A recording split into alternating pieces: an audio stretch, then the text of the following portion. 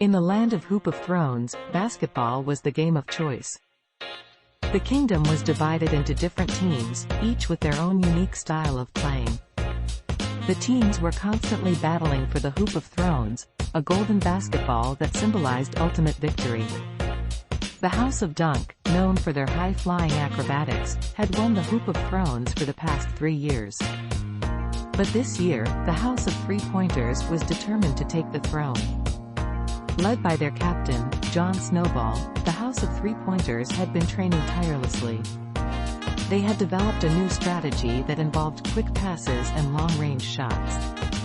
Their opponents were caught off guard and struggled to keep up with their fast-paced game. But the House of Dunk was not one to be underestimated. They had their own secret weapon, the Mountain, a towering player who could jump higher than anyone else in the kingdom.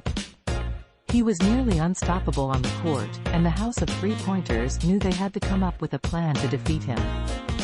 As the final game approached, tensions were high. The House of Three-Pointers knew that they had to play their best game yet if they wanted to win. The House of Dunk, on the other hand, was confident in their abilities and believed that they would once again claim the Hoop of Thrones. The game was intense, with both teams playing their hearts out. The Mountain dominated the court, but the House of Three-Pointers managed to keep up with their quick passes and accurate shots. In the end, it all came down to one final shot. With only seconds left on the clock, Jon Snowball took the ball and made a daring move. He faked out the Mountain and launched the ball towards the hoop. The crowd held their breath as the ball soared through the air and landed perfectly in the hoop. The House of Three-Pointers erupted in cheers as they realized that they had won the Hoop of Thrones. The House of Dunk was stunned, but they were gracious in defeat. Jon Snowball was hailed as a hero, and the kingdom celebrated their victory for days to come.